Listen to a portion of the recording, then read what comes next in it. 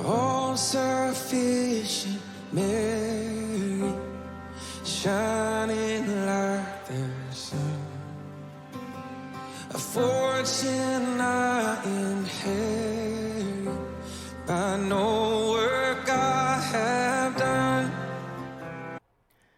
Hey everyone, this is Vic Rockhill, Reformedly Guy again.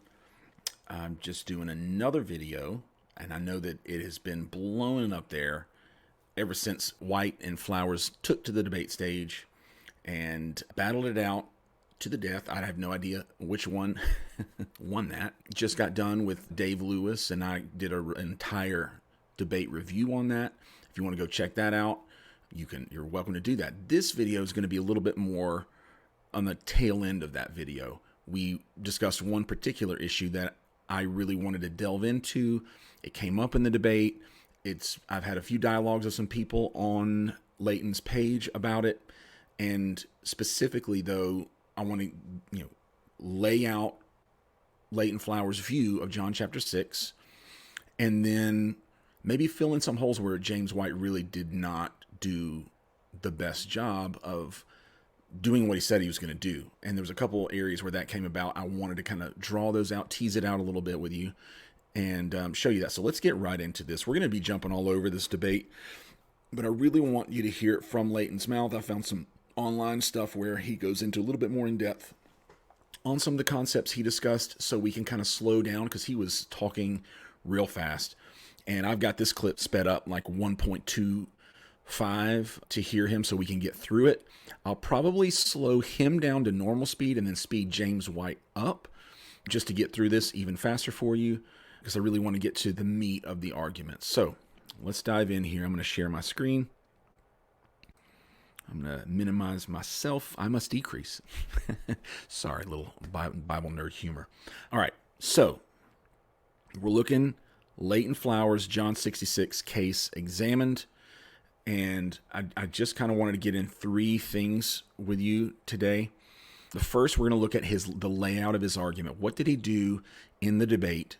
I'm not really going to be critiquing during this section. I just kind of want to make sure that I am saying the case accurately so that no one can go back and be like, well, you didn't really quote him accurately. The information wasn't accurate. So second, we're going to look at how White responded to the particular argument that I wanted to hone in on.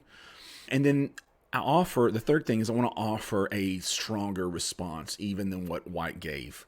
I think White started, he started to cross, but then just backed off of this one particular argument that I really wanted to go deeper on, and to see if it, to let the viewers, and I'm sure if you're a Leighton Flowers or a traditionalist, you may find everything that I'm going to say from here on out completely inadequate. If you're a Calvin, and that's just the nature of these online debates nowadays, which is really unfortunate that we can't really just hear each other. And so I really want to try to hear Leighton's argument, not to expose or to debate, but in order to really be able to say, okay, I understand this. Before I critique it, I really need to be able to understand it, because I do know that he's coming ultimately from a place. If you read his book right here, he's big on that, God must be recognizably good, and he wants to protect that. That's a part of his motivation. And I think that there's a lot of Calvinists that just kind of throw him under the bus. And likewise, people look at me, there was a post today on Leighton's page where someone's just talking about how awful John Calvin was simply because of Servetus. And they want to kind of get into the history of exactly what happened in Calvin as a murderer, and everyone and here's the thing, the reason you go after Calvin is to really smear the rest of us who would even hold to that name Calvinist, although it's certainly not the best name, but it is for cultural reference. It's an easy reference, and we don't say, hey, we identify with every sin that Calvin ever committed because we bear that. It's just an easy way to distinguish exactly where we stand on soteriology, right? And I think most Calvinists are there, even for the negative connotations of it. A lot of them eschew it. I don't want to be called Calvinist. I'm just Reformed, or I'm just a five-pointer. Anyway, it's unfortunate. No one means anything terrible by it, but I think that we throw, names out there like Pelagian, semi-Pelagian, and then we have those kinds of back and forth, and it's just really not helpful at the end of the day. So let's get into it. I really want to start where Flowers did not start, but this is when you lay out a debate and when you have something that you really need to get across and you're trying to be as clear as you can, it's critical to start with your thesis and be like, hey, this is what I'm trying to prove. James White did not do this.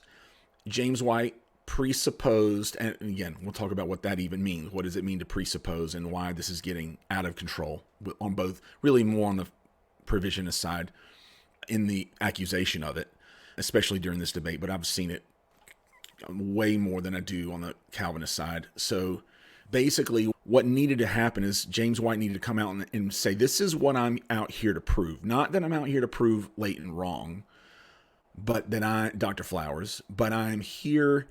Here's the case. We got no definition for what unconditional election is. And here's the thing. Some of those people out there that are watching this, that have seen, they don't even know what that is, but we're debating John 6:44. Does it teach unconditional election? And it's really weird to start a debate and no one is giving what their thesis. The thesis tonight, if I can prove this, and I felt like there was several things that White said. There was not like one thing. Now, I will say Leighton lays out one thing. He also says this is the most important thing. A few times he said it about infant damnation. This is the key to the Calvinistic doctrine of unconditional election. And that was his justification for wanting to question White on that, which is ridiculous. But here's the thing. White was exposed to that argument technically because he had not laid out the boundaries for what he was going to address. And I know that he says, well, it was implicit. This should have been assumed.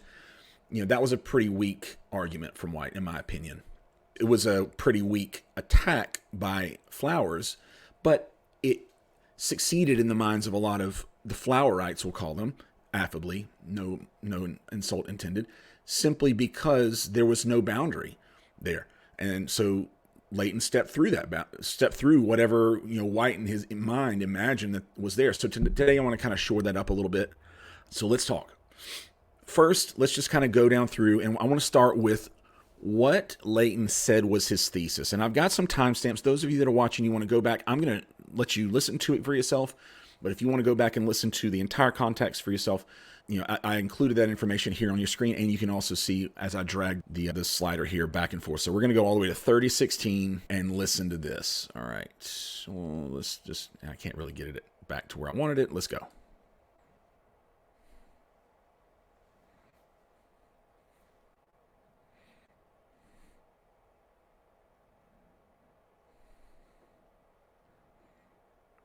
So again, that's what he's demonstrating. So in case you missed that, because I know I said I was going to slow that down, so let me slow him down, because he was speaking really fast during the debate.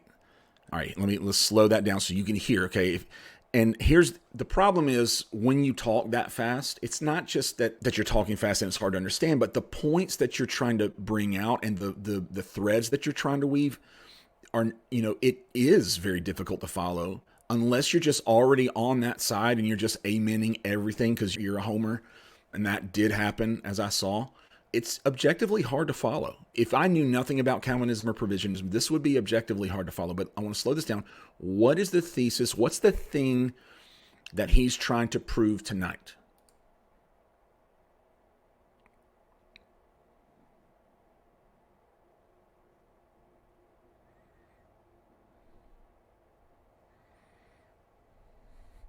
So the grounds for him, so the condition for him on being given to the Son is that you had already listened and believed the Father. That's the entire premise.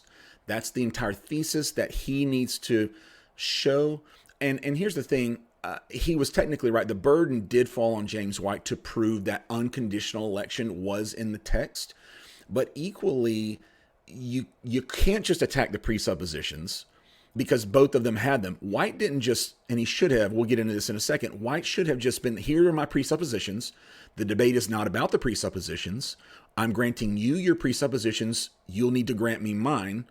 And then we're going to figure out which of the two systems is addressed better by John 6:44 and the pertaining and the applicable context. That should have been the debate. Should not have been about infant damnation, total depravity. If we're going to have a debate, you have to start somewhere. Otherwise, you get what Flowers did. Flowers is all over the place because he feels like, in his words, I have every right to challenge his presuppositions. This debate is not about presuppositions. This debate is about which system better coheres with John 6:44. So, to me, that was a huge I know that White said it in so many words, but that's a big problem. I don't feel like he hammered Flowers enough there, but certainly that's part of just setting the boundaries around the debate. Flowers did a great job of saying, okay, here's what I'm trying to prove. Here's what I need to prove. Now, White did this at the end of his rebuttal, which we're going to listen to in a second, and then he really doesn't. He really doesn't do what he said he was going to do. He just instead played the man instead of the cards. When you're playing poker, he took a very poker, disposition towards Flowers, in that he decided, I'm going to play against the man. And there's a lot to play there instead of just playing the cards.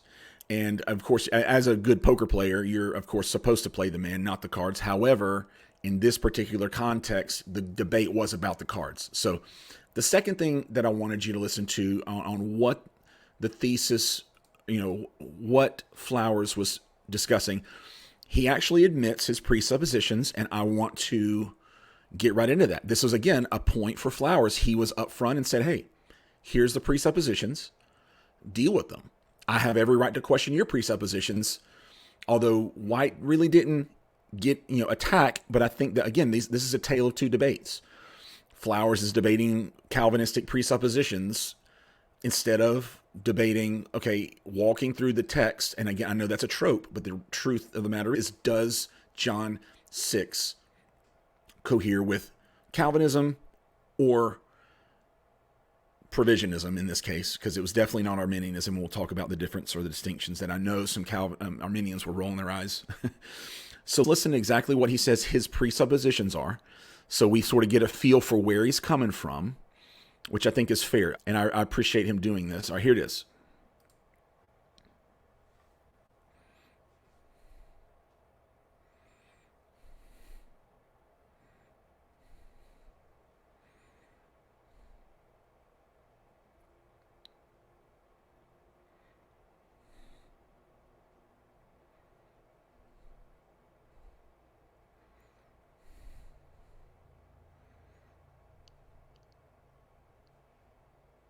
All right, so he says this three presupposition, especially that last one. So whoever wants to can believe. And I think that here's the problem. And I'm not to get too far into this, but the problem is the Calvinist can affirm that one.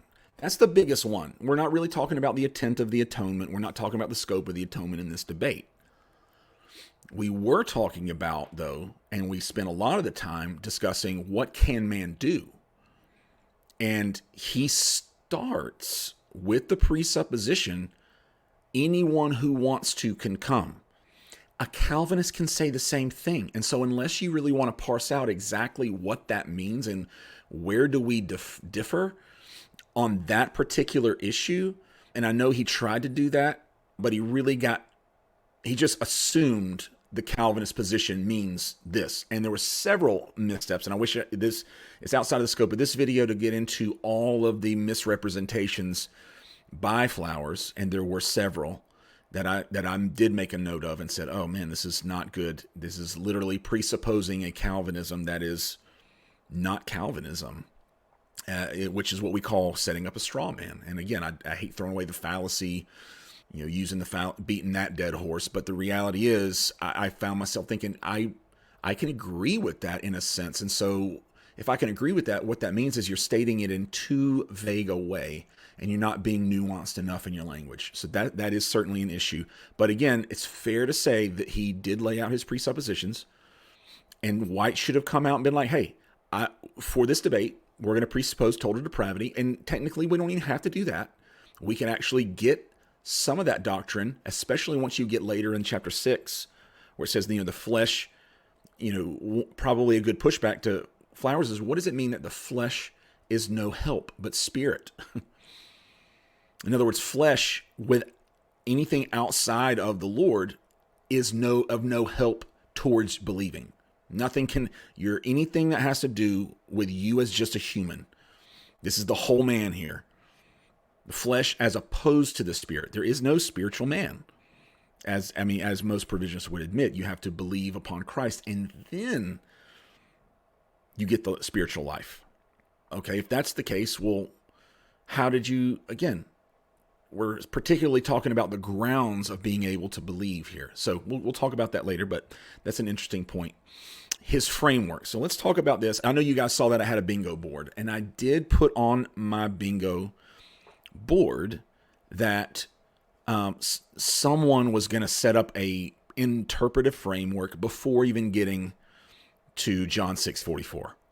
And Leighton does exactly this. He sets up to defend, again, his presupposition.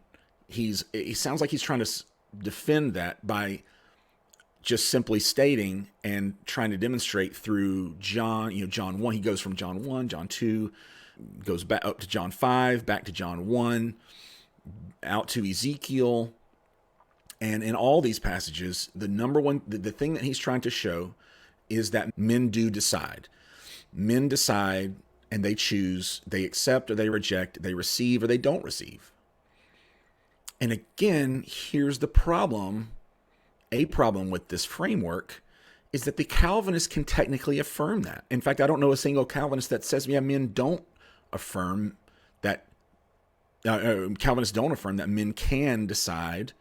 That is, they have the mental capacity to hear and understand the languages that are being spoken to them, the command of the gospel, repent and believe, but yet they don't. Okay? It is in John chapter 6 that Jesus gives us that explanation. So the framework that he sets up is one that is not necessarily unique to provisionism. We can say, hey, men, the fact that they can be held guilty means that there is a sense in which they could have, that they could. Now, again, I do not mean that unequivocally. And I think that there's some non-Calvinists being like, well, you mean you could have believed? Hear me say it carefully. The mental capacity to believe, for belief, was there.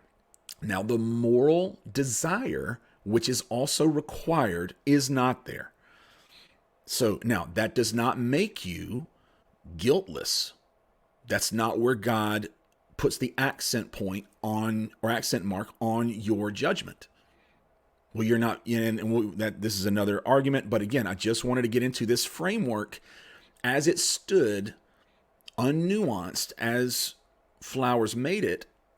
I could have agreed and be like, oh yeah, men do, God does stretch out his hand to a disobedient people, and which, obviously they deny him, they don't receive him.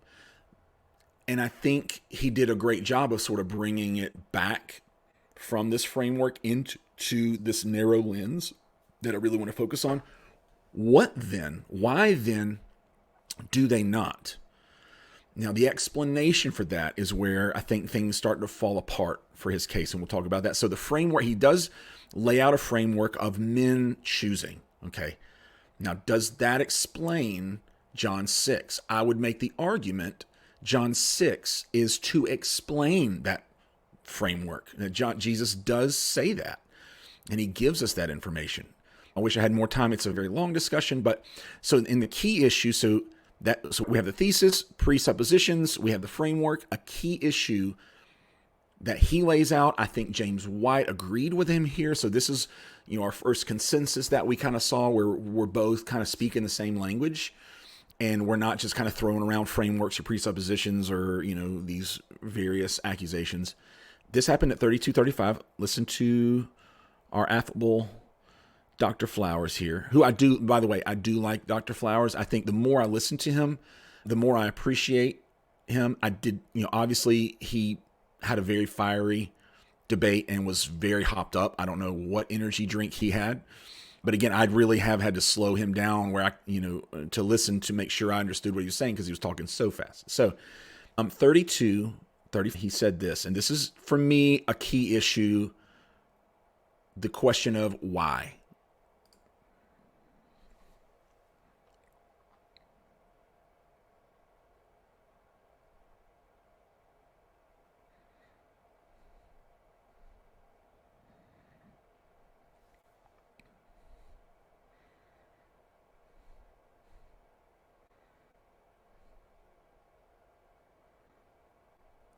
Incorrect. Just stop it. That's a misrepresentation. That's not the grounds. We ground the reason that they will not believe in their own heart. That's the grounds for rejecting Christ, is their sinful heart. Now, we can talk about the grounds for why God gave them that sinful heart. That's a debate. But as it stands, Flowers is not even addressing the starting point for that discussion. We are already off on what the Calvinists actually would say on this.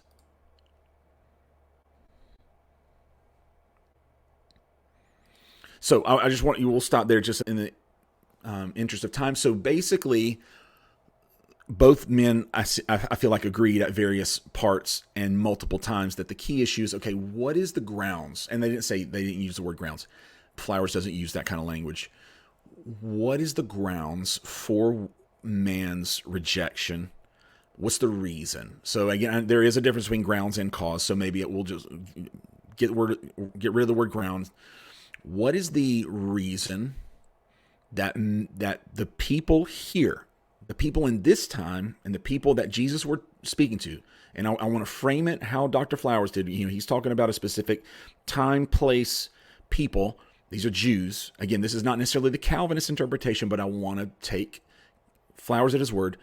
Why are these people, the ones that are listening to Christ preach, the ones coming, just have seen him convert, fishes and bread to a huge feast, and they were hungry for, food, and they kept, following Jesus because he just fed them, so they're looking for miracles. What is it? Why is it that they're not able to accept him and believe him? That's the key issue. So let's keep going. And I think that he's rightly figured that out and they're in agreement here. So we'll keep going. The next one, which is really interesting, and this one I do want to kind of talk about just a second. Total depravity. Again, this is not part of the debate. Total depravity. If we want to debate the more developed theory of total depravity as espoused by mainstream Calvinism, that's a different debate. I do think that we can have elements here, but we don't have to necessarily presuppose a full-throated total depravity here. I think that this text can play a part in it, but even as I research and just for fun, I looked in this new book that I got on unconditional election. John 6 is not the mainstay of that case by Matthew Barrett called Whosoever He Wills, is the name of the book. And John 6 was not like the main drumbeat in that book to defend unconditional election. And so total depravity, it's there probably more so than unconditional election, in my opinion, because we're talking about the ability of man. So we believe that man can, which I believe that Leighton Flowers would agree with that. But what is it? Here's the thing. What is it that makes him unable? What is it that makes him unable to see? I think in his conception, man is unable because God is hardening them. God is judiciously hardening them, that they are blind, that God is metaphysically covering their eyes and ears and minds, shielding their minds, if you will, from the truth so that they won't believe. And we're going to talk about that in a second. Just listen to that point because I want you to hear it from him. That's 35:45. Let's see if we can get it. That'll be right there.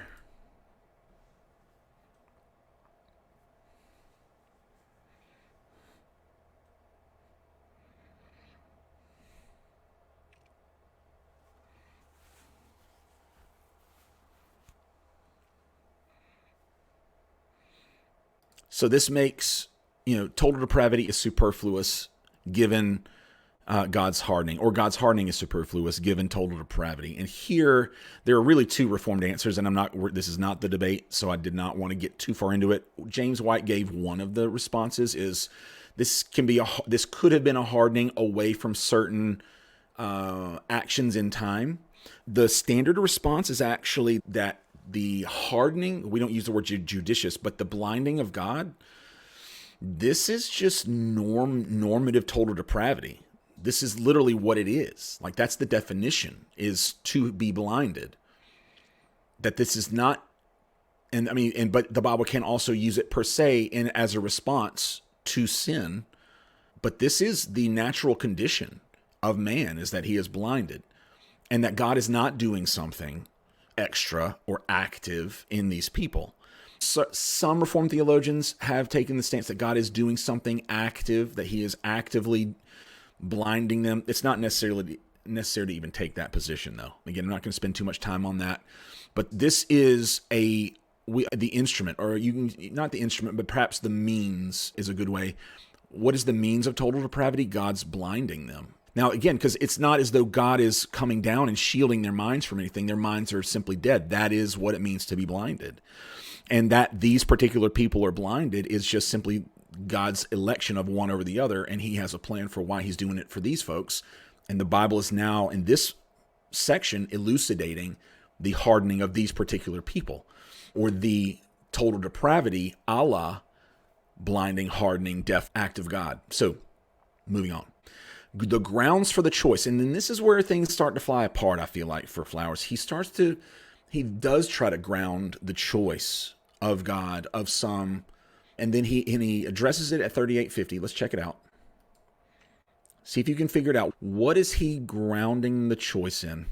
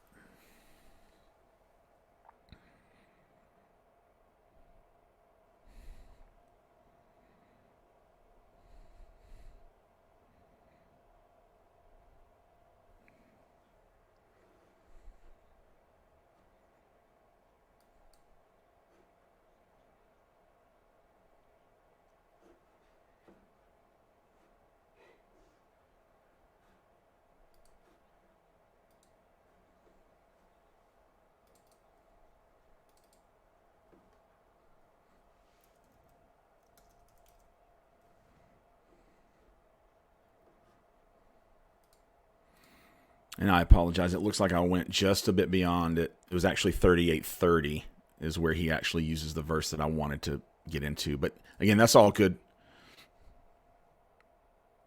Here it is.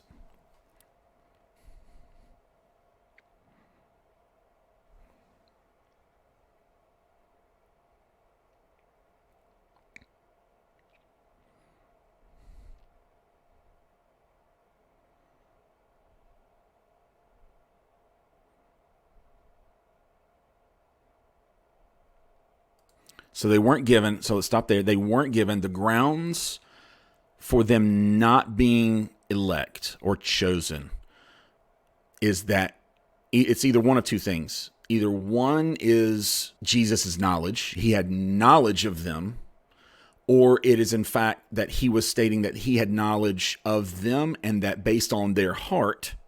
So in other words, it's not just based on his knowledge, it's actually based on their internal condition is the other way of understanding that. So he's basically saying their internal condition is such that they've not met the condition, the precondition of believing in Jesus in order to believe them, in order to believe now. That's what's preventing them. That this is what it means to be granted in John 6, 64 and 65, that no man can come to me unless the Father grants it to him.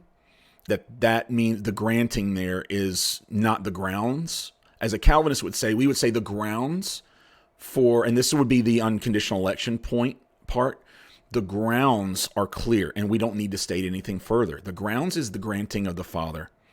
That's the grounds.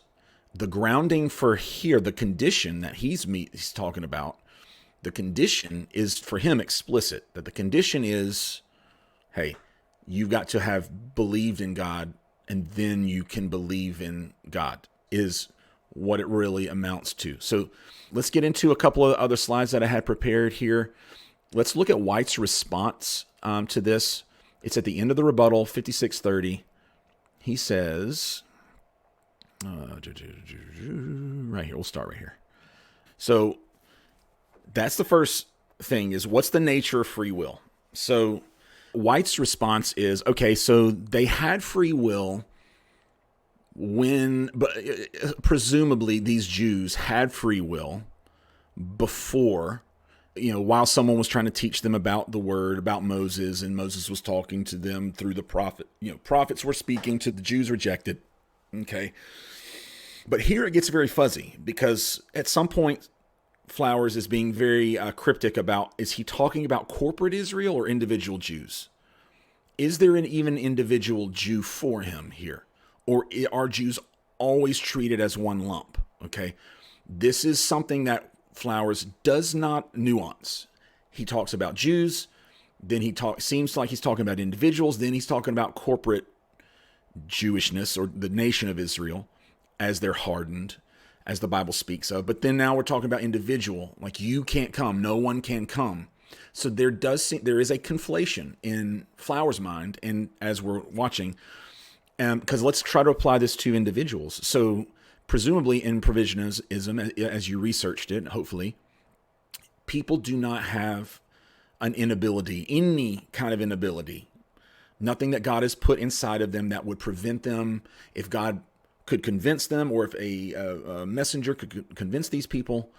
If I shared the gospel with you and you are tabula rasa in a sense, you've still got sinfulness and those kinds of things in your heart. However, that is not preclusive to you being able to apprehend, understand, put faith in Christ, and be saved. Everyone can do that, okay? And it is a strong reason he rejects Calvinism, is that, well, this makes God to be a monster if he doesn't give men this right, and men don't have true unfettered free will, okay? So in this particular exegetical commentary, which you saw me put that in quotation marks, this is a very weird, if you want to call it exegetical commentary by Flowers. No commentary that I have ever read, and I've read a lot. Listen, this shelf, that entire row right there, those are all non-reformed commentaries, and none of them do what Leighton Flowers did in his exegetical commentary. So unless you want to call it an excursus, and he could have done that, which that would have been his only way. So next time, go back and say, this was an excursus, because a lot of commentaries do that, okay? But most of them, they do that for a specific reason, not during a debate. You never do excurses during debates, if that's even the word. So nature free will, they had it when Moses was talking to them. But as Jesus is talking to this particular crowd, John 6, they just ate. These people that are like, oh, I don't know about this bread and eating you, and you're telling me that I can't believe, and this is hard words. This is hard words. Why could they not believe at that point? I know that Flowers is going to revert, and we'll talk about this in a second, to some sort of judicial hardening, but it just doesn't follow, simply because I can think of a bunch of examples that we have in the Bible of Jews who definitely deserved to be judicially hardened. If these people did, why was Paul? And I know that maybe the kickback would be, oh, well, God is free to harden. Well, he's not free, really, in the utter sense. He's free to harden people based on their sin. Paul rejected hardcore the things of the Lord. Paul persecuted the Christian church, yet God sought him on the road to Damascus and took the scales off from his eyes, or whatever the conversion experience there was, whatever it consisted of. God definitely pursued him and changed him. Didn't ask him if he wanted, he just healed him, healed the scales, put scales on his eyes, then just he was going to heal him. Didn't ask. This is how I'm going to demonstrate my power, and you, bam, zapped him.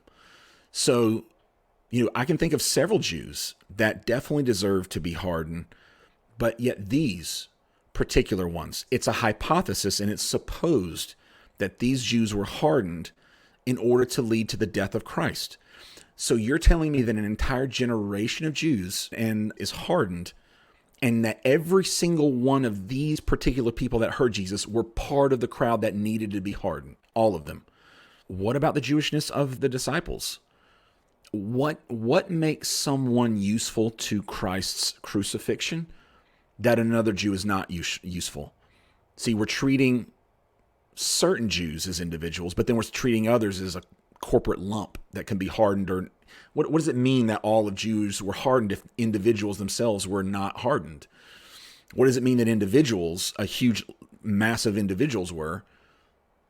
And so we come to John 6:44, and we are trying to figure out, okay, why is it that they have free will before they done? So this is James White. Now here's the problem. James White does not really go back here.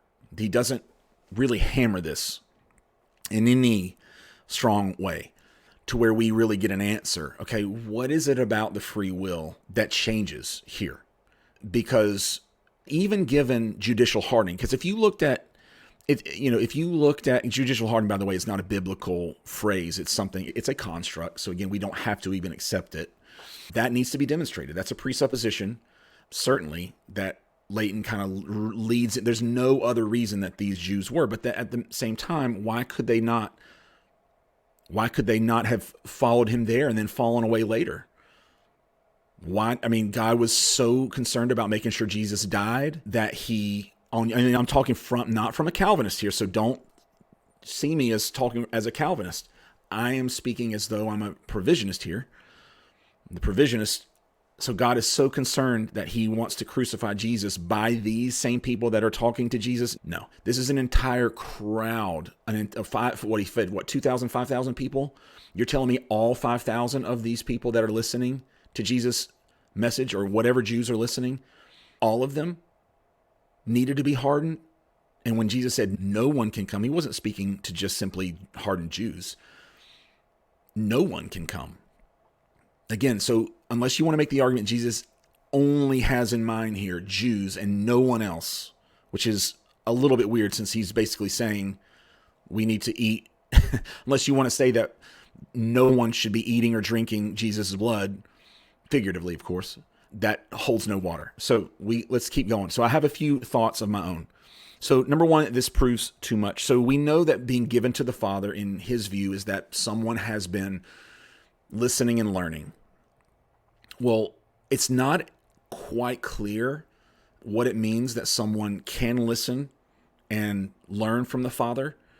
You have the freedom to do it at one point, but then Jesus is actually in the flesh doing miracles. And now, because I was not listening to the Father, I don't have the free will that God judiciously hardened me for. And again, I just rejected what the Father said. So that leads to my judicial hardening. Why would not God do that to all the Jews? Every single one of them. We know that he didn't. So then you have to come up with this weird hypothesis where it's like, well, he only hardened key personnel to make sure that Jesus got crucified. Okay, that's fair, maybe, but that does not explain the wholesale rejection of the Jewish nation down to this very day in 2024. How many millions, billions of Jews have died in rebellion because of this judicial hardening? But you want to say, well, it doesn't preclude them from coming back. Well, oh, yes, it did. These people died in their rebellion. Oh, but you don't know that. Oh, don't I? Do you not know that they were lost? Why is Paul so upset in Romans chapter 9 about his kinsmen being accursed and cut off if they're not actually dying? The fact that he was lamenting is proof positive that their wholesale rejection is leading to their damnation. He's upset about it. Means that whatever judicial act of God is happening here in the provisionist view is final for many Jews. Okay? And unless you would just like to play dumb and say, oh, well, we don't know. We don't know they're eternal. believe in this ad hoc in John 6 because we needed an excuse. Although there is no reason, that Jesus does not seem to be aware of any total hardening of the Jews here. He just simply says, no one can come. All that the Father gives. So given to the Father, these are people that have been listening prior, but now they're unable to come to Jesus. All right. Let's move on to a couple more arguments here. And then we have the grounding issue. Okay. Leighton makes this in John 6, 64 and 65 about believing in Jesus, believing in God, hearing the word of the Father, listening and learning. Okay, if all that are given to the Father, why would it say, it seems a bit superfluous then to say, in, I believe it's verse 65, and all will be taught of God. All of who? All that are already learning and listening and have believed? Was there a way that you could ever have been saved or believed in God if you were not taught of him beforehand? This makes that a literal throwaway phrase. It cannot be explained by the data set that the provisionists are giving us. What does it mean that all will be taught of him? All of who? All the people who are already choosing to sit and listen? That the condition for believing in Christ today is actually having the free will and the wherewithal to believe in the Father yesterday? I needed to have had a relationship with God the Father to be given. Now, there's several other issues with this, but as you can see, the grounding seems rather circular. This seems real circular. I've got to believe in Jesus to believe in Jesus. Me not believing in Jesus does not explain me not believing in Jesus. That's just a restatement of the problem. If the key issue is why are these people not believing, and moreover, cannot believe, which is the explanation, the grounds that John 6:65 gives us clearly, without having to read into it anything. I don't have to read into it to simply say the grounds is the giving, is the granting, which is the giving. If God gives me, that means that he has also granted that I come to Jesus. Okay, and I do not need to have obeyed his law and listened and learned and had faith in him prior to my conversion. You want to talk about a monstrous idea is literally freezing people in a hardened condition so that you can what? So you can literally lock them in a state or a condition of sinfulness. It's willful, absolutely, but on your own, the biggest problem that you have with Calvinism is that we hold something similar. Determinism is not available on your purview. In your system, it's not. And I know that we don't believe in determinism. No, this is certainly a threat of it. They're locked in. They're judicially hardened. They're locked into a sinfulness that they, of their own deserving. There's certainly nothing that I could object as a Calvinist to that point. But on your own view, in your own purview, your own perspective, that's what's so messed up about this, is it does not cohere. So I had to have believed in the Father, which is the Son. Remember this, these are the same people, Trinitarianly speaking. Me believing in the Father, but then this is the reason that I've been given to the Son. So let's define, we also didn't hear, what does it actually mean to be given to the Son? It can't be salvation. I've already got that. In fact, Leighton argued out of Ezekiel that this is, turn that you may have, I may give your soul life. Okay. And so anyone who believed upon the Father, but trusted in the promise of God in the Old Testament, was saved. What is the point of giving them to the Son? The Son can't keep them. He can't effectually keep them. So there's no added bonus here. What does it mean? What's the benefit of being given to the Son? If someone died just before Christ came, all the Jews that believed upon the Lord and trusted his promises, they are in heaven. What's salvation specific benefit other than the intertestimony of the Holy Spirit and these kinds of things? But there's been no argument for what the benefit. It's just assumed. We just know that no, they already have life. So why do they need life in Christ? What's the life? I hear all the time, there's only one life. There's only one life. Well, they had life. You quoted Ezekiel. They had life with the Father. And now what? They're going to get life in the Son? that they already had life with the Father. But if they didn't have life with the Father, these particular, which, by the way, I don't agree with. I do see this as very New Testament and not just applicable to Jews. This is wholesale humanity. As we know from John 3:16, it's the whole world, right? Again, I'm still reading from my provisionist glasses here. The entire Gospel of John is written to the whole world. This is for the whole world, not just Jews, Gentiles as well. So the argument seems very circular. I need to believe in God to believe in God. Trust God so that you can trust God later too. That seems to be, and people are, well, you just don't understand. No, I just rattled off exactly where he's getting his view and why he's viewing it.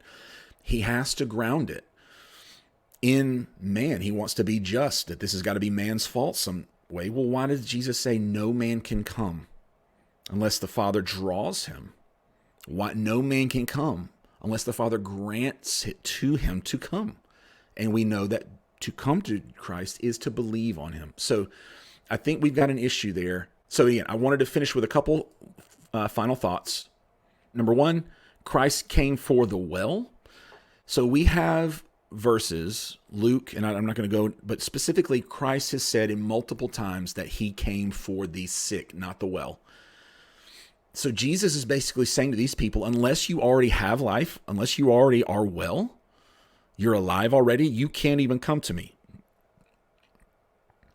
And by the way, I'm not even coming for the Gentiles, or I'm not coming for anyone else. I've just come for the Jews who already believe. And those are the ones that are given. No one else is given to me. No one else is given to me. Only the Old Testament Jews who had faith in the Father and trusted Moses and all these words from prophets. These are the people that are being entrusted to me, and that I entrust myself to, which is also, something that Leighton says. I'm entrusting myself to the people that have entrusted themselves to the Father. That's the grounds. Your decision. So a prior decision that I had to reject the Lord basically means that I do not have a chance at this point because of a past decision that I rejected the Lord. I did not believe Moses. It was weird. That dude was weird, and he said some weird stuff. The Lord in the Old Testament seemed pretty hardcore. I don't like that. And so me rejecting that, and by the way, we've been screwed for the last 400 years. If I'm putting the mindset of a Jew, we've been screwed for the last 400 years with no hope. All of a sudden, this baby comes. This guy named Jesus comes. Where have you been? I'm kind of ticked off. So, but my hardened heart, I just means that I can't now believe in you. And my entire generation, my entire family can be lost simply because it's hard for me. Anyway, that's completely fair. You deserved it. You deserve to be hardened because I wanted to crucify my son so that I could save you. You see the circularity. It's Father as the way. So again, we have another issue here. Did Jesus come and say, hey, the Father is the way to me. He's the way, the truth, and the life. No, he said, I am the way to the Father. You've seen me, you've seen the Father. No one has seen the Father. The implication of this teaching is that the Father is the conduit through which you get to the Son. Father gives some to the Son on condition, okay, that this is Father's the condition. And again, so the Father is the way here, not Jesus. I've got to believe on the Father. I've got to believe what he taught and be listening and learning and have accepted the things. And then lastly, it's this nebulous hardening idea. We don't even know. I know he goes to Romans 11. We don't even know how could we even discern who is hardened. Jesus is certainly not bringing up any sort of widespread hardening from Romans 11. We can try to jump over there and say, well, this is still going on. Well, we could actually make that case still to this day. So what's your evidence for why the hardening had ceased? Was it to crucify Jesus? Are the Jews still being hardened right now? Because God needed to crucify Jesus and wanted to make sure that happened by hardening a specific. The amount of people that needed to be hardened to actually make this happen were not many.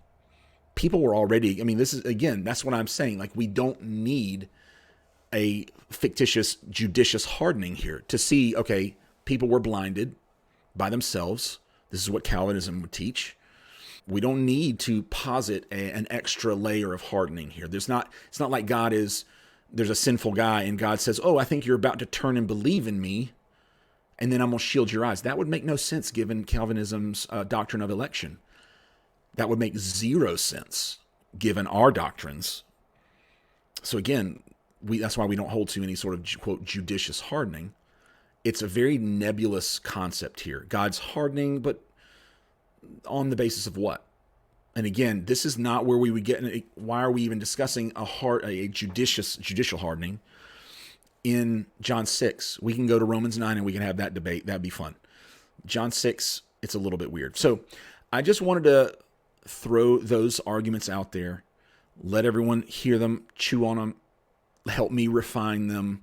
And again, as we hear more and more, and I don't mean ad hoc in a necessarily negative way, although I think it certainly is in this case something that's very hard to defend because this is spur of the moment. This is not historically how the church has argued against Calvinism. This species of election where it's not based in God's foreknowledge, it's based, let me just read you Flowers, and I know what did I do? I was looking at an article. Maybe I can't find it. I had an article up, and I think I deleted that window, so I won't worry about it for now. But Flowers does go into, what is judicial hardening, and what's the ground, and what's election, and it's not hardening, but election. For him, election, and for the provisionists, as opposed to Arminians, what is elected is that God is free. The freedom of God, the freedom of the potter here for them means that God is free to choose the basis for which he will choose a man.